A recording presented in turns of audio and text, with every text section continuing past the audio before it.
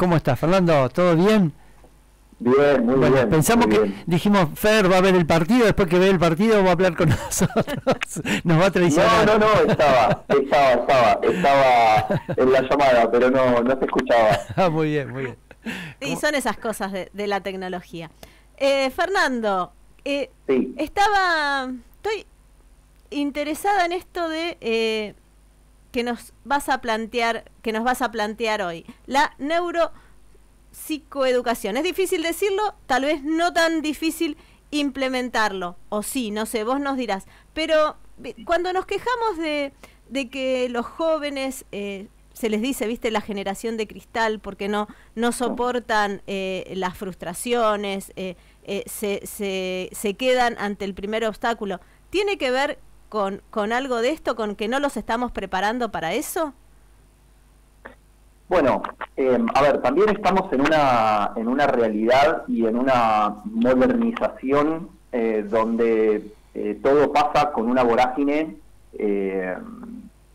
y hoy, en la mayoría de los casos, muchas acciones están al alcance de la mano. Uh-huh. A ver, lo que sí está claro es que por ahí el sistema educativo actual no sigue los pasos de lo que se necesita para poder crear sociedades a la altura de lo que se necesita en la realidad actual. Uh-huh. ¿No? En la demanda, digamos, ¿no? Exactamente. Uh-huh. Seguimos estancados en algunos procesos que, si bien no tienen que ser prescindibles, pero sí que tiene que haber algo más. Uh-huh. Nuevas formas de dar clases, nuevas realidades. Entonces, digo, se necesita un debate serio, un debate planificado. Uh-huh. y no, como en algunos casos pasa, cambiar los planes de estudios cada 2 años, como si eso solamente fuese una mejora. Viste que a veces como seres humanos nos gusta estar en movimiento por el solo hecho de aparentar de que estamos haciendo algo, pero en realidad no tenemos ni idea para dónde estamos yendo. Lo que se dice, cambiar algo para que nada cambie. Claro, sin un fundamento, sin un análisis, sin objetivos.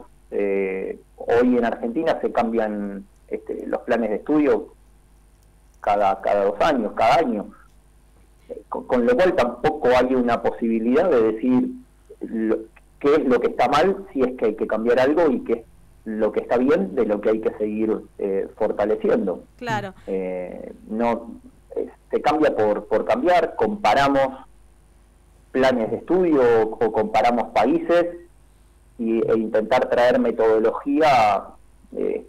Hasta hace muy poquito tiempo nosotros estábamos en un debate que el sistema finlandés y también hay un montón de bibliografía del sistema de grandes pensadores rusos, con lo cual no podríamos nosotros tampoco traer esas realidades a nuestra cultura, a nuestro contexto.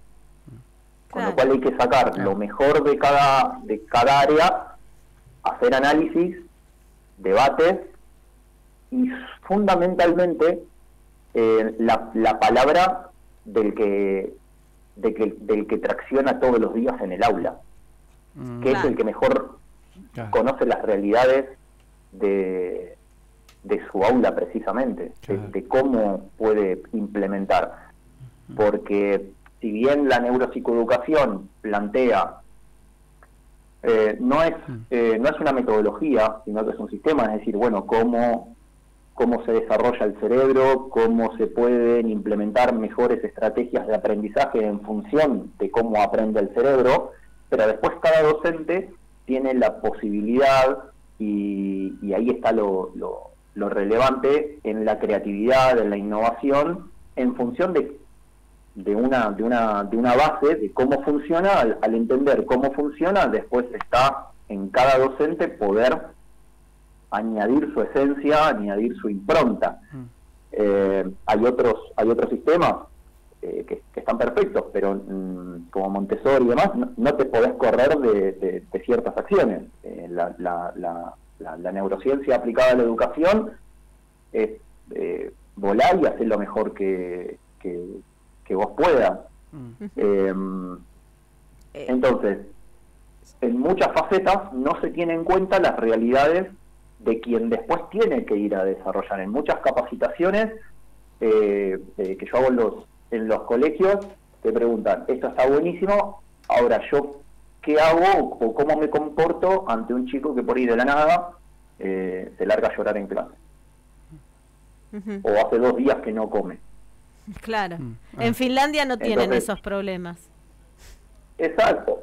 O por lo menos no son el común denominador. No quiero decir que en la Argentina sea el común denominador, pero ante investigaciones y ante datos que hoy están sobre la mesa, en un 60% de los chicos en Argentina, donde están por debajo de la línea de la pobreza, donde día a día tanto las familias como ellos mismos también están en un ámbito familiar de incertidumbre. Entonces, ¿qué es lo que queremos? ¿Hacia dónde estamos yendo? ¿Y qué es lo que podemos lograr o cuáles son los objetivos que se pretende conseguir? Los escucho muy bajito. Ay, perdón. Trato de hablar un poquito más fuerte. Te decía, Fernando, ¿cuáles son los objetivos que pretende o a los que aspira alcanzar aplicando la neurociencia a la educación? Mira, en primera instancia se busca un método que permita y nos permita lograr conocimiento, comprensión, respeto por uno mismo, por los demás, y a partir de ahí contribuir al desarrollo como seres humanos. Las bases de la neuropsicoeducación es comprenderse y conocerse a sí mismos, comprender y conocer a los otros, resolver y prevenir situaciones conflictivas, modelar o cambiar facetas de la personalidad que lo requieran, definir y alcanzar objetivos y actuar con altos valores humanos. Y para esto hay estrategias y hay modelos. Es decir, a partir de la base de que nosotros tenemos un entramado formado por 100.000 millones de neuronas, ¿sí? A la conexión entre 2 neuronas se la conoce como sinapsis. A la conexión de esa sinapsis, a todo ese entramado, lo que intentamos hacer es que empiece a crearse una potenciación a largo plazo. Y todo eso es lo que nosotros llamamos las redes Hebbianas.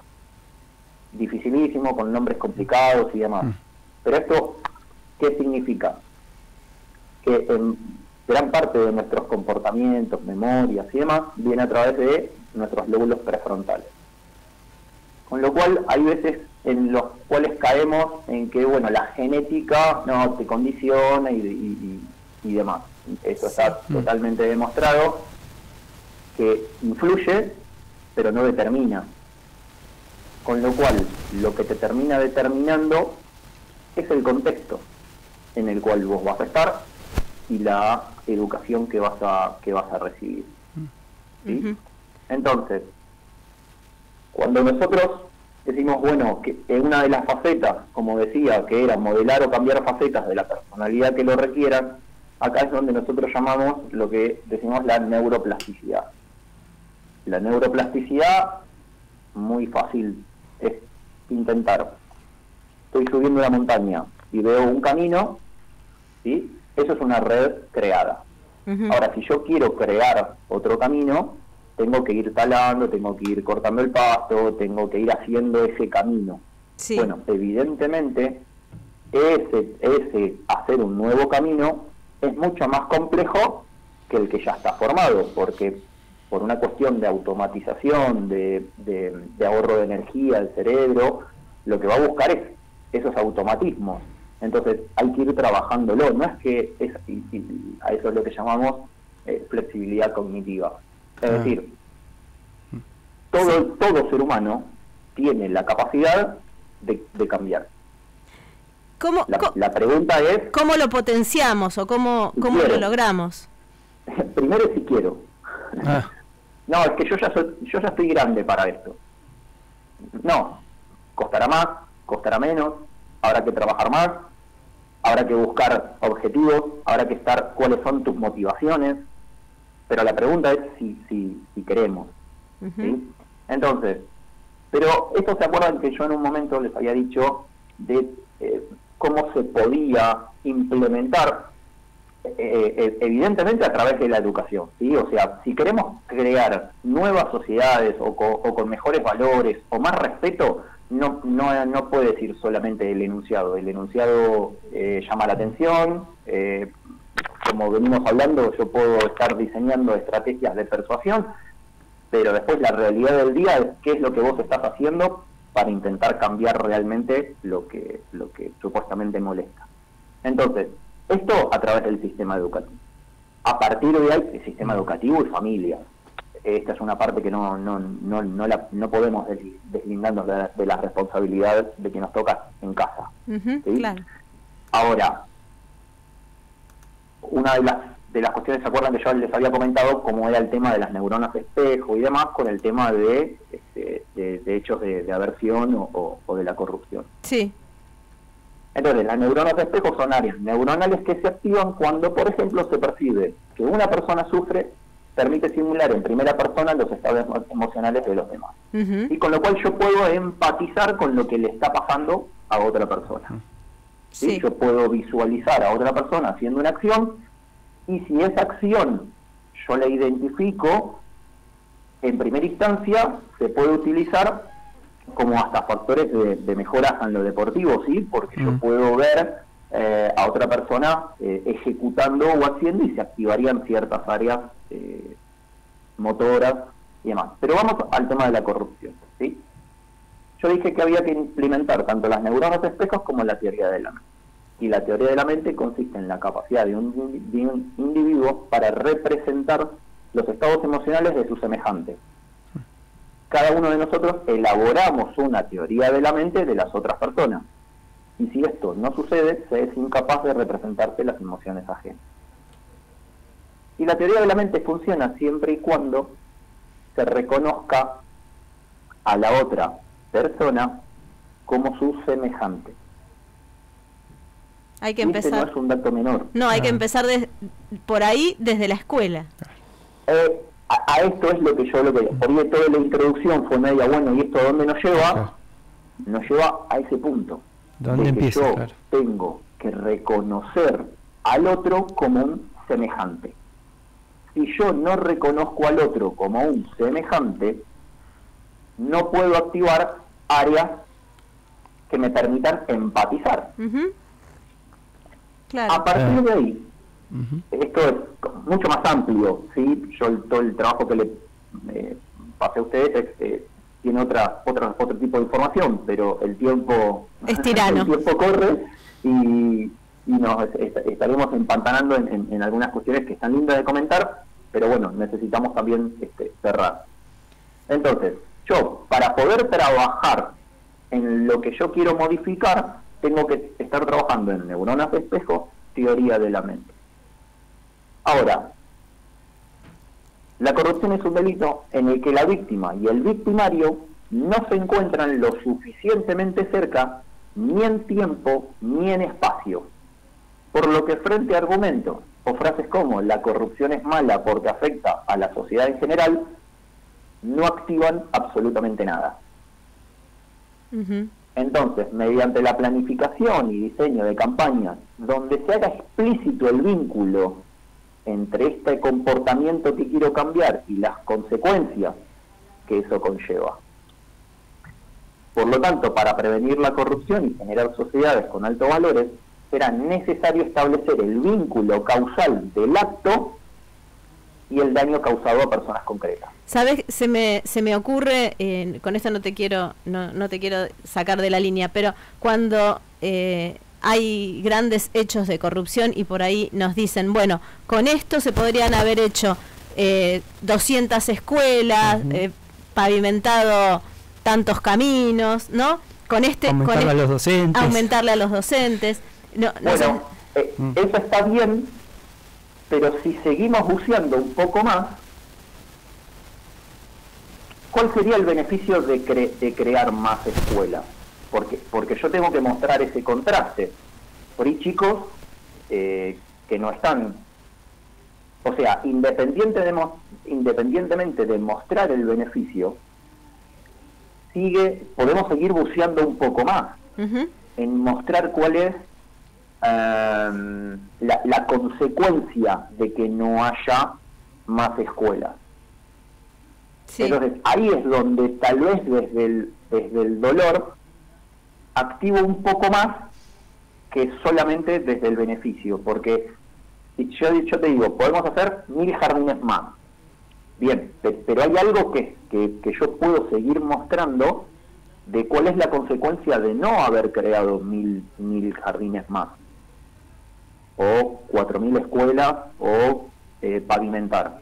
Porque yo por ahí te muestro un beneficio de estar pavimentado, pero me activa mucho más en el empatizar cuando salís a tu casa y no tenés cloaca, estás pisando barro, no comés.